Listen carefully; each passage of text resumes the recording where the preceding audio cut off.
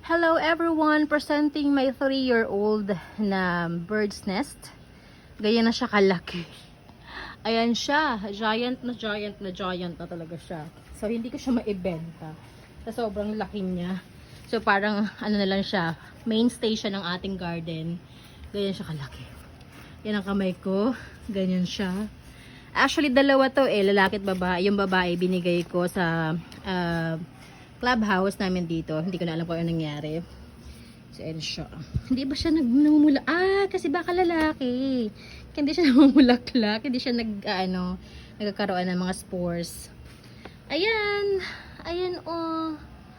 Ang ganda, no? Yan, sa inyo ba? Kayo ba? Yung mga collections niyo nung pandemic ng mga bird's nest. Ang mahal-mahal nito, diba? So, ayan ang sa akin. Yan ang entry ko. Super.